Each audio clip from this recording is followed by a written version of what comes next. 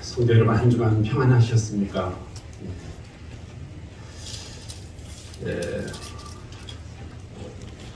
기독교 우리 신앙생활하는 교회 성도들의 신앙의 중심 주제가 뭘까요?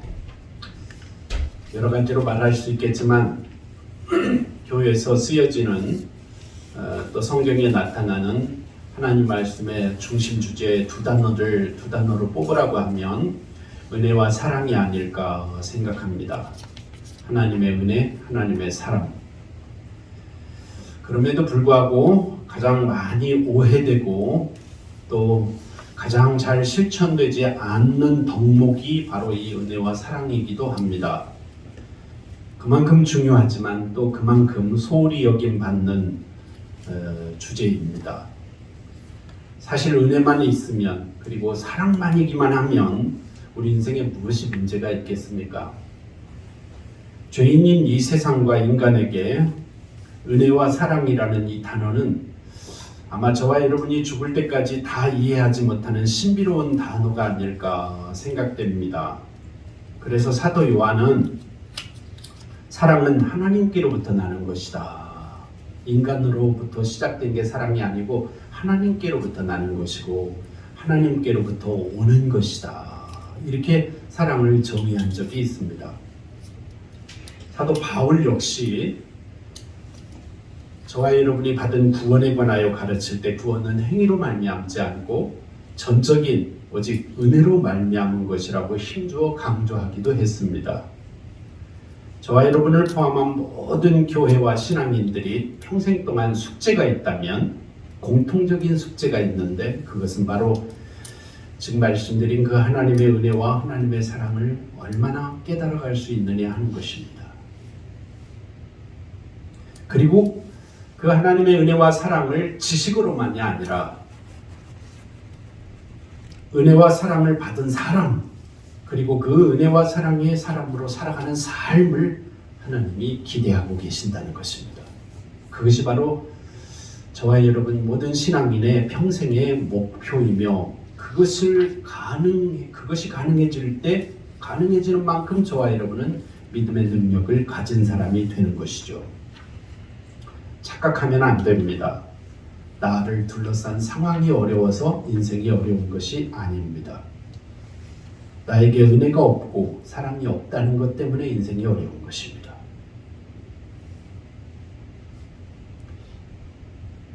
누군가가 나를 힘들게 하고 누구 때문인가 내가 어려워졌다고 아파만 하고 원망하지도 마십시오. 왜냐하면 더 중요한 문제는 바로 그 은혜와 사랑을 모르고 있는 나 자신 때문이라는 사실을 깨달으셔야 합니다. 오늘 본문 말씀에 등장하는 계속되는 다윗 이야기와 관련된 한 중요한 인물이 있습니다. 그는 바로 무비보셋이라는 사람입니다. 무비보셋은 다윗과 가장 절친했던 절친 친구 요나단의 아들입니다. 오늘 본문 말씀대로 그 무비보셋과 함께 엮어지는 오늘 본문 말씀, 그래서 하나님이 저와 여러분에게 이 시간 들려주시는 이 다윗 이야기의 중심 주제는 은혜와 사랑입니다. 인생을 살아가면서 영화로웠던 시간보다 더 극적인 시간이 바로 그 영광이 몰락하는 시간입니다. 무비보셋이 오늘 말씀의 주인공으로 등장하는데 다윗과 관련된 이야기에 이 무비보셋이 5살 어린 아이였을 때 기브온에 있는 사울 왕이 통치하던 시절 무비보셋은 사울 왕의 손자이며 다윗의 친구인 요나단의 아들이지 않습니까? 그러니까 왕의 손자입니다. 그런데 그 영광스럽게 살아가던 무비보셋이 5살 어린 아이였던 어느 날 사울 왕의 궁전에 참으로 끔찍한 소식이 전해졌습니다. 그것은 바로 이 주인공 무비보셋의 할아버지 사울 왕과 그의 아버지 요나단이 길보아 전투에서 블레셋 군인들의 공격으로 할아버지도 사울 왕도 죽고 아버지 요나단도 그 현장에서 전쟁터에서 죽었다는 소식입니다. 비참한 소식, 비보입니다. 사울의 왕국 이스라엘은 즉시 온통 극심한 공포에 사로잡혔습니다. 특히 왕의 궁전에 남아있던 사울 왕의 가족 중에는 가장 처절한 몰락을 경험하는 비극적인 소식이었습니다. 그 비극적인 현실 속에서 가장 비참한 모습이 되어버린 사울 왕의 손자이며 다윗의 친구 요나단 왕자의 아들이었던 한 사람이 바로 므비보셋 어린아이입니다. 당시 블레셋은 이스라엘에게 있어서 가장 극복하기 어려운 그리고 자비가 없는 적국 중의 한 나라였습니다. 사울과 그의 아들들이 모두 이 길보아 전투에서 죽어버린 지금 궁전과 그곳에 남아있는 사람들은 파괴와 살상의 대상이 되어버렸습니다. 이제는 죽을 일만 남은 것입니다. 왕도 죽고 왕의 후계자도 죽었으니 말입니다. 가족들뿐만 아니라 사울과 요나단과 연관되어 있던 모든 사람들은 이제 죽을 준비를 해야만 하는 시간입니다. 더 이상 안전을 보장받지 못할 정말 적급한 상황이 되어버린 것이죠.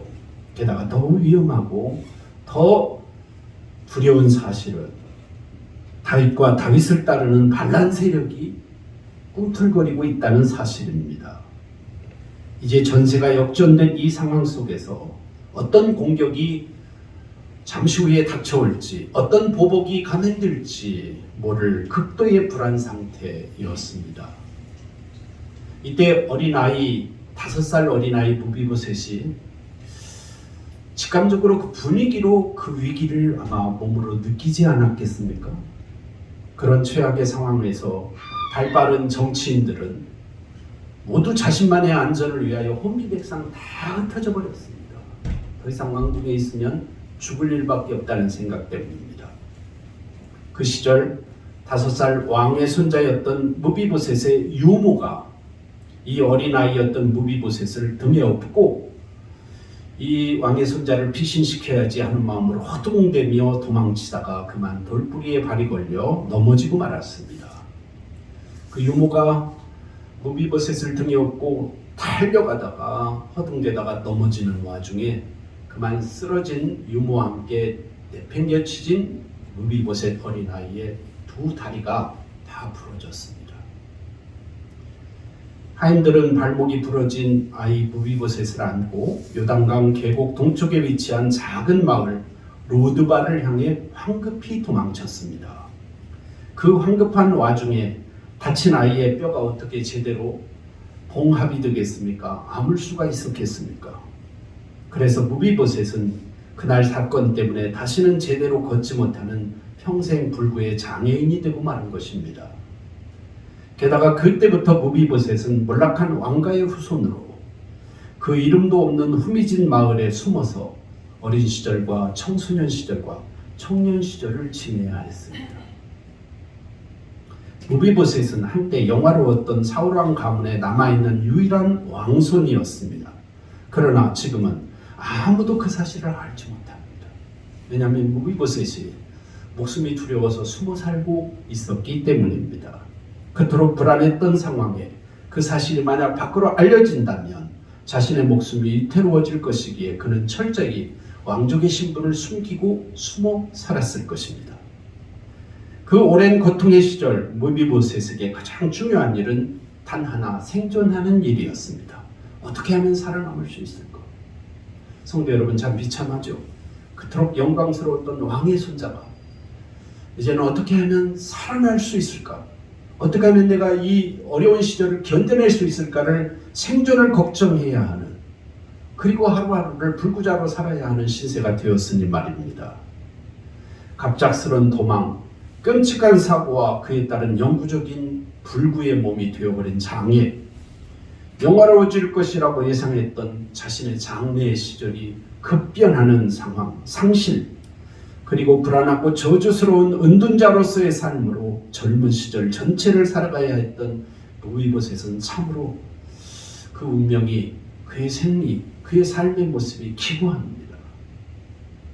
생각해보면 므비보셋은 철저히 희생자요 피해자였습니다. 므비보셋의 이런 불행이 므비보셋이 잘못한 것은 아니지 않습니까?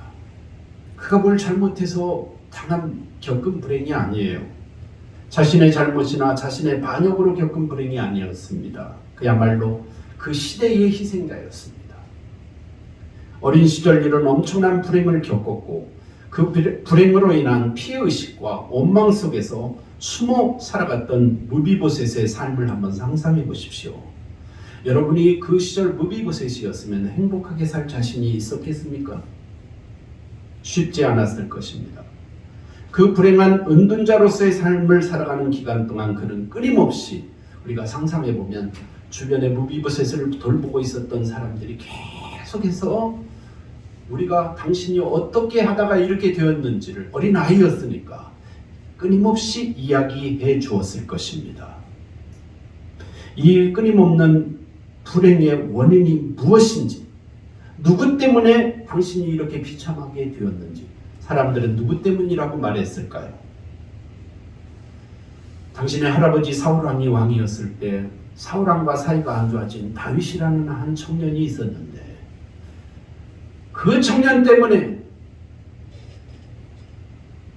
당신의 할아버지 사울이 불행하게 죽었고 그 다윗 때문에 사실은 당신의 아버지 요나단도 죽게 된 것이라고, 나라가 이렇게 혼란하게 된 것이고 당신은 그 다윗 때문에 지금 숨어 살 수밖에 없다고, 그 다윗이 지금 이 나라의 실권을 잡고 있다고 말하지 않았겠습니까?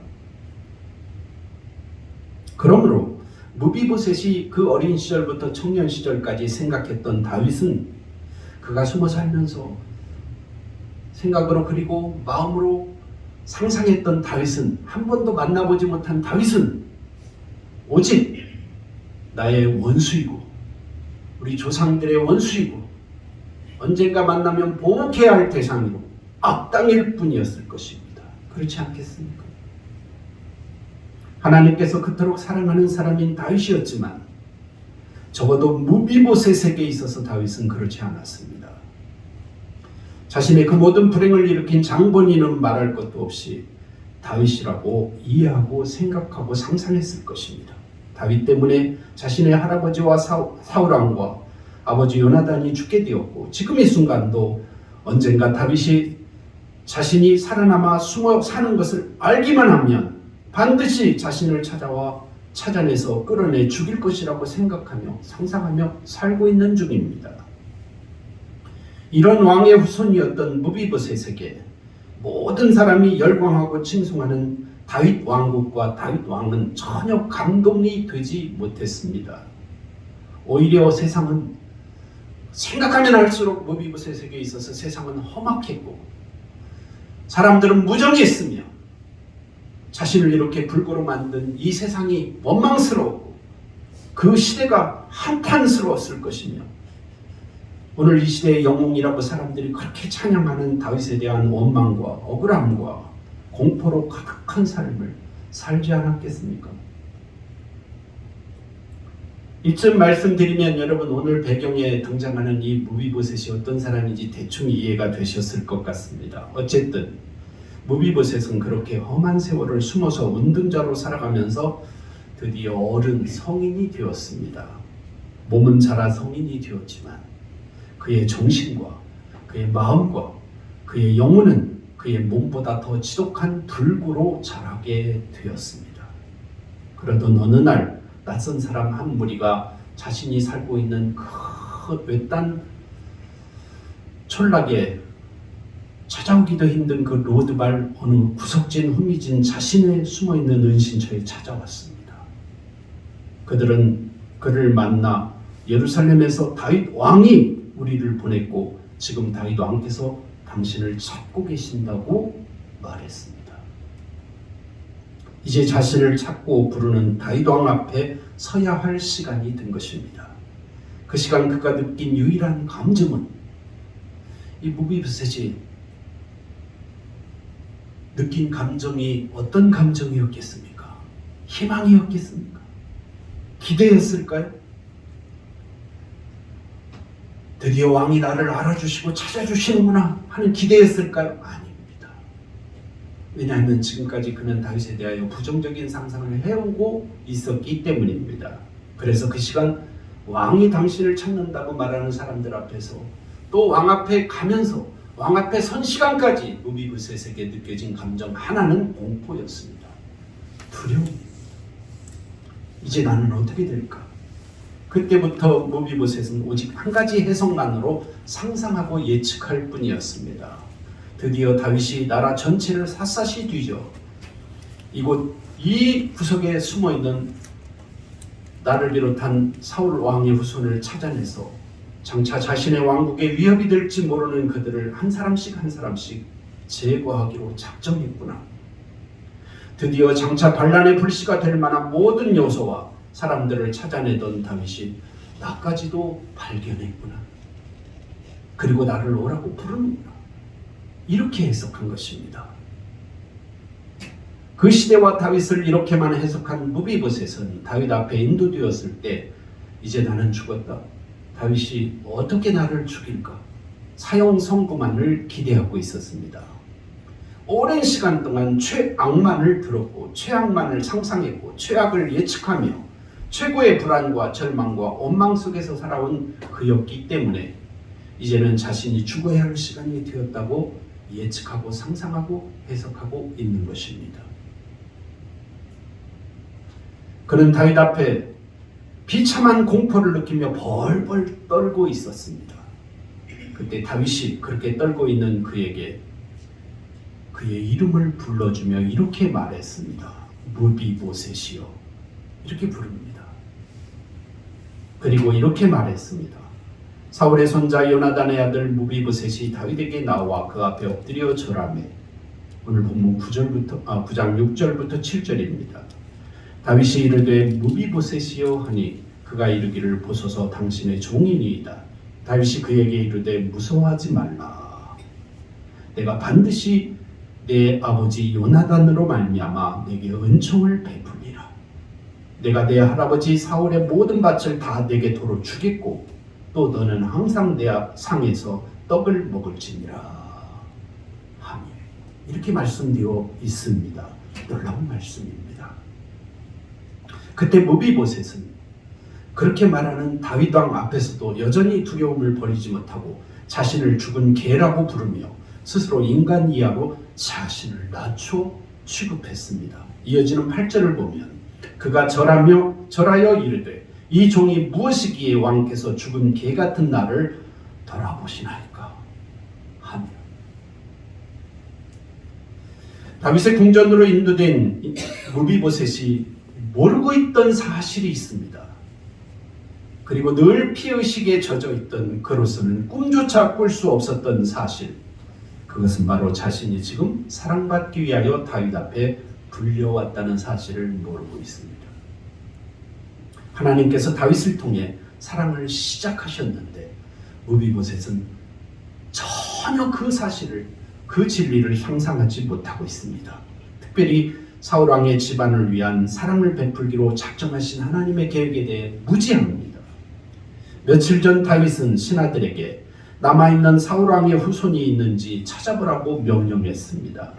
그것은 친구 요나단의 이름으로 사랑을 베풀기 위한 계획 때문이었습니다. 지금까지는 전쟁을 치르고 국가 안보를 확립하는 등 정권을 다지는 일에 틈이 없었습니다. 그러나 이제 왕국이 잘 안정되었기 때문에 본격적으로 하나님의 일, 왕의 일을 시작해야 되겠다고 결심한 다윗 왕이 시작한 일이 바로 하나님께서 주신 감동대로 사랑을 베푸는 일이었습니다.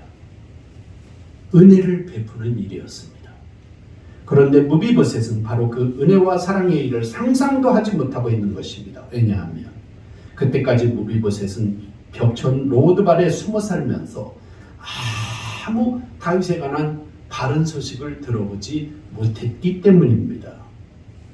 마치 아무리 하나님이 은혜를 베풀어도 복음의 진리를 깨닫지 못한 사람들은 여전히 하나님에 대하여 상상도 하지 못하고 은혜에 대하여 사랑에 대하여 느낌도 없이 평생을 살아가는 것처럼 말입니다. 그는 언제까지나 자신이 인생과 세상과 사람들과 환경 모두를 비극적으로만 해석하는 그 단 한 가지 패턴의 해석만으로 이해하고 예측하고 상상하며 살아왔기 때문입니다. 성도 여러분, 우리는 지금 이 점에서 다시 한번 깊이 생각해 봐야 합니다. 믿음이 무엇입니까? 저는 오늘 이 말씀을 기초로 이렇게 정의해 보았습니다. 믿음이란 하나님의 은혜와 사랑을 상상하는 일입니다. 아무나에게 가능한 일이 아닙니다. 여러분, 오늘 예배를 마치고 사람들을 만나면 물어보십시오. 당신 하나님의 은혜와 사랑을 진짜 아십니까? 하나님의 은혜와 사랑이 뭔지 아시냐고 물어보십시오. 어떤 사람이 이렇게 대답할 수 있을 겁니다. 나도 교회 다닙니다. 하나님이 예수 그리스도의 십자가 은혜로 나를 구원했다고 나도 배웠습니다. 그런 대답 정도를 기대하는 질문이 아닙니다. 성도 여러분, 정말 저와 여러분이 구원받은 사람이라면 무비보셋처럼 살지 않고 다윗처럼 사는 것입니다. 다윗처럼이라는 말에 좀 더 적극적인 의미는 다윗의 상상력과 다윗의 생각처럼 상상하고 생각하며 사는 사람으로 바뀌어졌다는 뜻입니다. 다윗이 어떤 사람입니까? 오늘 계속해서 제가 강조하여 드리는 말씀처럼 하나님의 은혜와 하나님의 사랑을 상상할 줄 아는 사람입니다. 여러분, 하루 종일 열심히 일하고 밤에 가서 잠자리에 누우시면 하나님의 은혜와 하나님의 사랑에 겨워 눈물이 흘려집니까? 기도하려고 눈을 감고 기도를 시작하면 그 풍성한 하나님의 은혜와 하나님의 사랑 때문에 감동이 되십니까? 그래야 구원받은 사람입니다. 교회 다닌 지 20년 됐다, 30년 됐다는 것이 내가 구원받은 증거가 될 수 없습니다. 성도 여러분, 은혜와 사랑을 상상하는 일은 아무에게나 가능한 일은 아닙니다. 하나님을 믿는 믿음 안에서만 가능한 신비로운 일입니다. 이런 의미에서 믿음이란 영적인 상상력 또는 생각의 힘입니다. 사람의 능력 중에 가장 크고 위대한 능력이 뭘까요? 그것은 바로 생각의 능력, 생각의 힘 아닐까요? 그렇습니다. 오늘 본문의 다윗을 보십시오. 지금 다윗의 위대함이 무엇입니까? 그는 왕국을 견고히 했습니다. 법궤도 들여놓고 이제는 전쟁에도 승리했습니다. 왕국이 공고해졌습니다. 이제 그가 왕업으로 처음 시작한 일이 무엇입니까? 하나님께서 주신 감동대로 원수의 집안 사람이지만 아직 사울의 자손 중에 남은 사람이 있는가를 찾아보고 그 옛날 헤어지던 친구 요나단과의 언약을 기억하면서 사울의 후손 중에 누구에게라도 은혜를 베풀고 사랑을 베풀고자 하는 마음입니다. 이 일을 시작하는 사람입니다. 성도 여러분, 이 일은 아무에게나 되지 않습니다. 보통 사람들은 무비보셋이 상상한 것처럼 죽입니다. 사울의 후손이 어디인지 찾아라. 그리고 그놈 끌고 와라. 그리고 죽입니다. 왜냐하면 그놈 때문에 나라가 혼란해질 수 있으니까. 조선 왕조 500년 역사를 보십시오. 다 죽였습니다.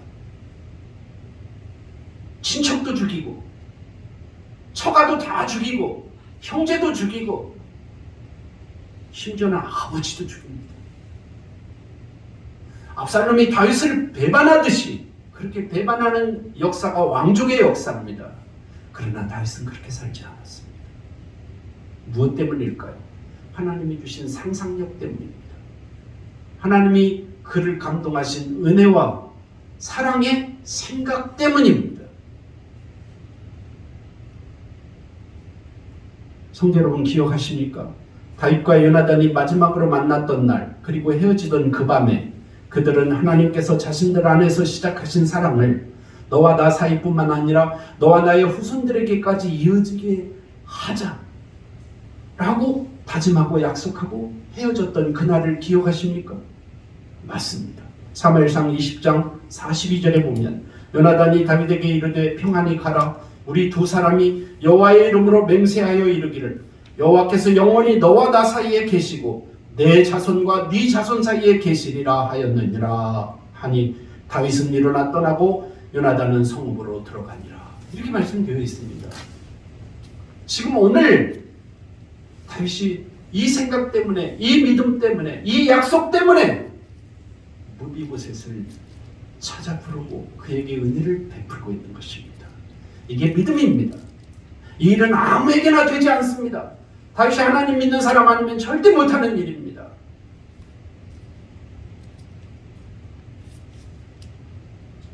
사랑하는 성도 여러분, 이것을 기억하십시오. 하나님께서 꼭 그렇게 저와 여러분을 생각하고 사랑해 주시기 위하여 부르셨다는 사실을 기억하십시오. 믿음이 없을 때는 꿈도 꾸지 못했던 일을 하나님 저와 여러분에게 베푸십니다. 최악만을 상상하고 세상의 기준으로 볼 때는 전혀 기대할 수도 없던 일들을 하나님이 하시려고 저와 여러분 부르신 겁니다. 아무도 나를 귀하게 보지 못할 때, 아무도 나를 약속의 관점에서 바라보지 않을 때 하나님께서는 우리를 그렇게 보신다는 것을 잊지 마십시오. 여러분, 어떤 형편에 처해 있어도 이 믿음을 잊지 마십시오.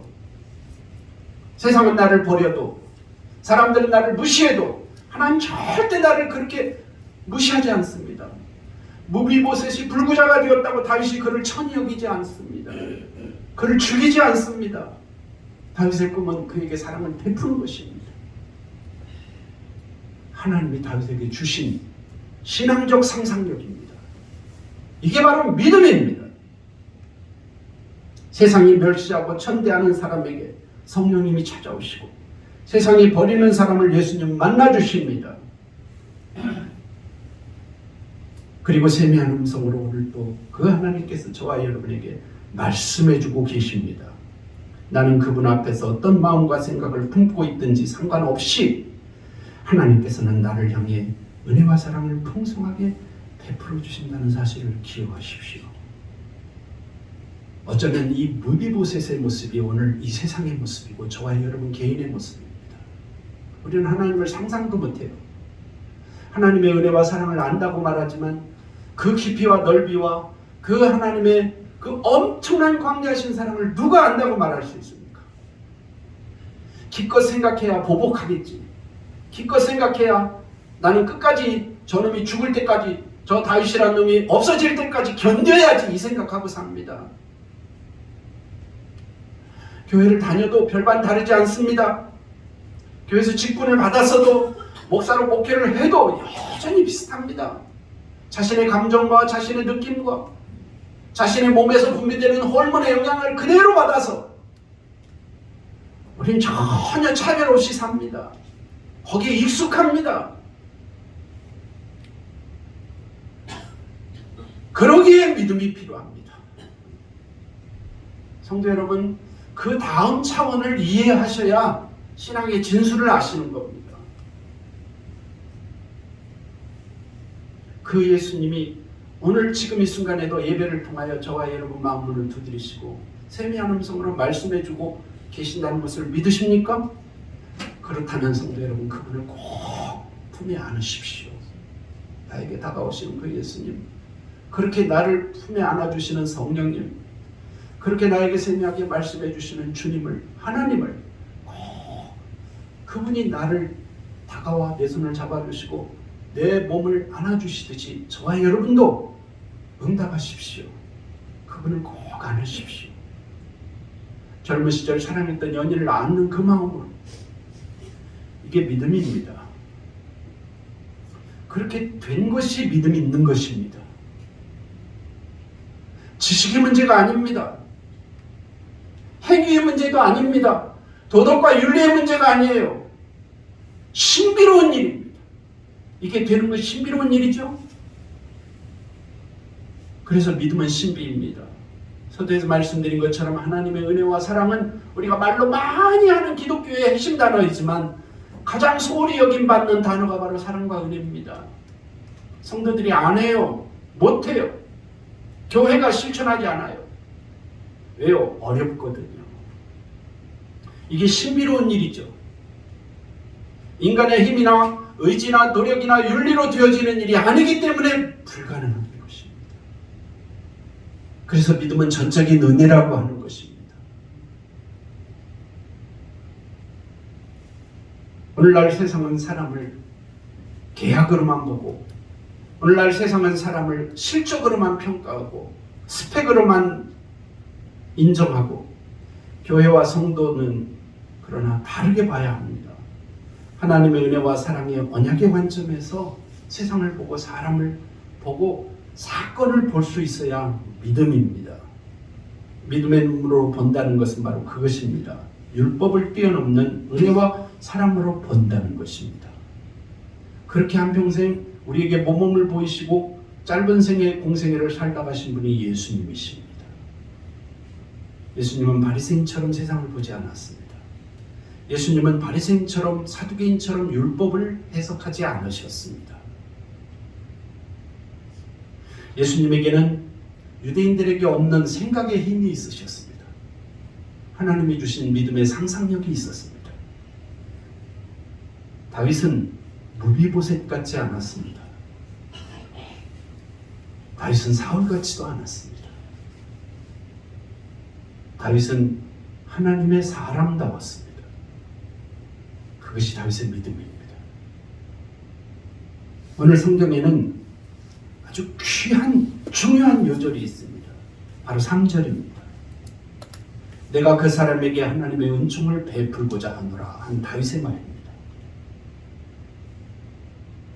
신하들에게 전국에 사울의 후손 중에 아직 살아남은 사람이 있는지 찾아보거라. 왜냐하면 내가 그 사람에게 하나님의 은총을 베풀고 싶다. 이게 다윗의 말입니다. 지난 한 주 동안 저는 설교를 준비하면서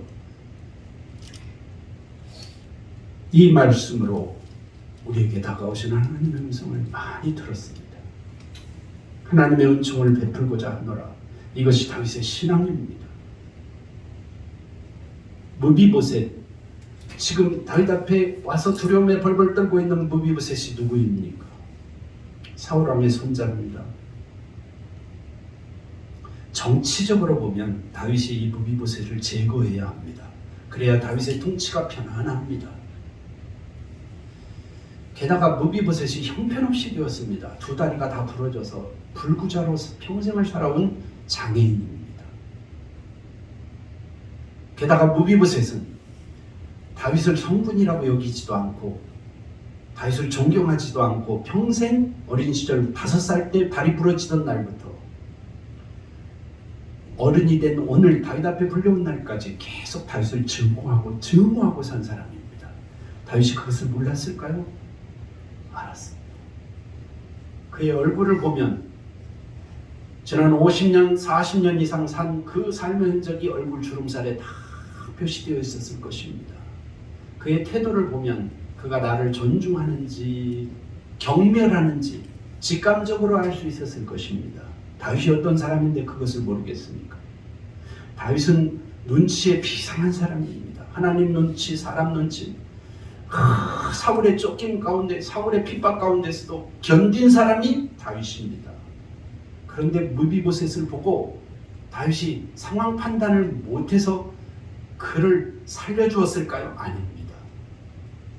단 하나의 이유는 요나단과의 언약 때문에 하나님의 사랑과 은혜를 베풀고자 하노라 한 그의 말처럼 은혜 베푸는 사람으로 왕업을 실천하고 있는 것입니다.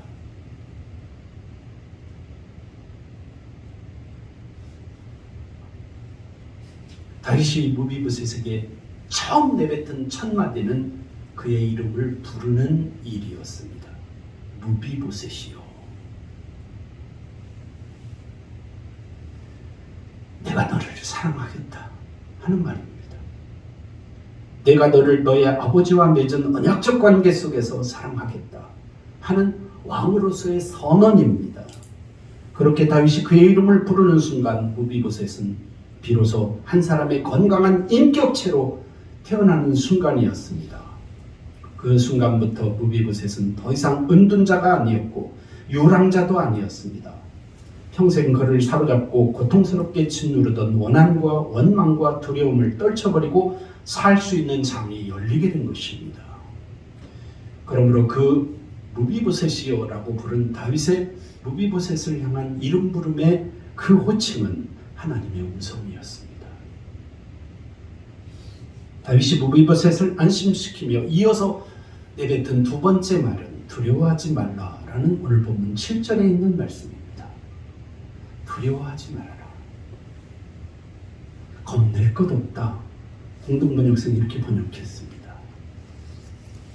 무비보셋이여, 겁내지 말아라. 너 내가 보니까 두려워 벌벌 떨고 있는데 겁낼 것 없다. 내가 너를 부른 건 널 죽이려고 하는 일도 아니고, 내가 너희 아버지와 맺은 언약 때문에, 하나님과 맺은 언약 때문에 너에게 은혜 베풀려고 부른 것이니 겁낼 것 없다. 성도 여러분, 저와 여러분 모두에게 주시는 하나님의 은혜로운 말씀이 바로 이 말씀 아닙니까? 아무개야, 겁낼 것 없다. 걱정 말아요. 저는 평생에 신앙생활하면서 하나님께서 직접 이런 말씀 제 귀에 한 번만 들려주셔도 평생 변함없이 배반하지 않고 하나님 섬길 자신이 있습니다. 성도 여러분, 이런 음성 들어보셨습니까? 하나님 말씀 안 하셔서 못 들었을까요? 아닙니다. 하나님 수도 없이 말씀하셨습니다. 100번, 1000번도 넘게 말씀하셨습니다. 아니 10,000번도 넘게 말씀하셨어요. 그런데 저와 여러분이 안 듣는 것입니다. 잘못 들은 거예요. 내 마음대로 들은 거예요.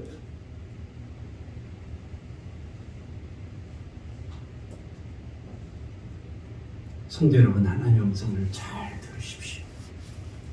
아까 말씀드린 것처럼 하나님의 은혜와 사랑을 상상하십시오. 이것이 평생의 크리스찬들의 숙제입니다. 눈 감으면 하나님의 은혜와 사랑이 상상되는 사람이 되는 것. 어떤 원망의 순간에도 그 상상이 끊어지지 않는 것.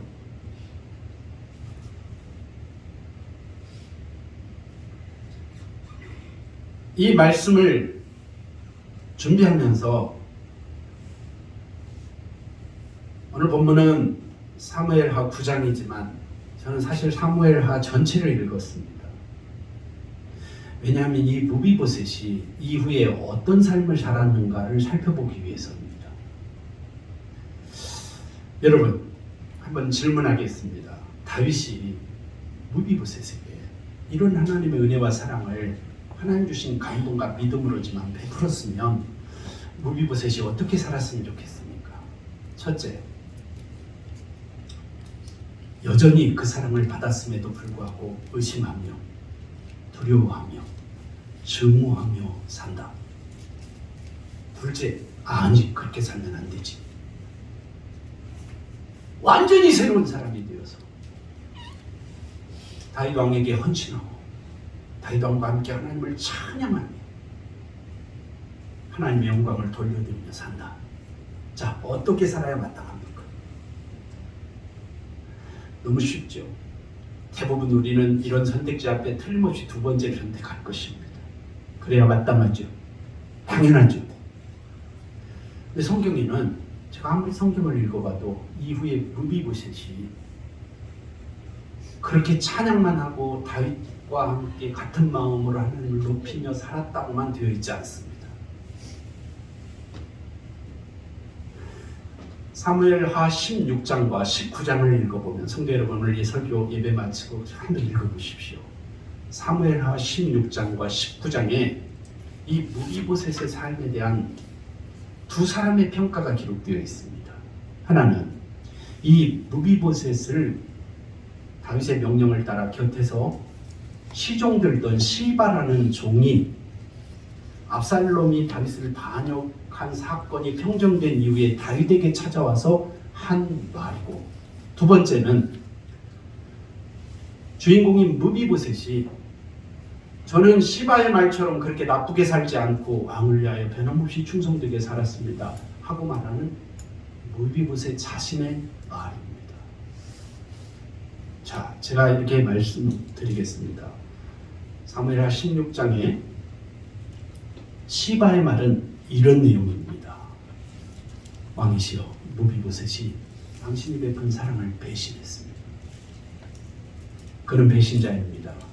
당신의 아들 압살롬이 당신을 배신하며 당신이 왕궁을 떠나던 그날 무비보셋이 저에게 뭐라고 말한 줄 아십니까? 이제 왕권은 내 것이다 라고 말했습니다.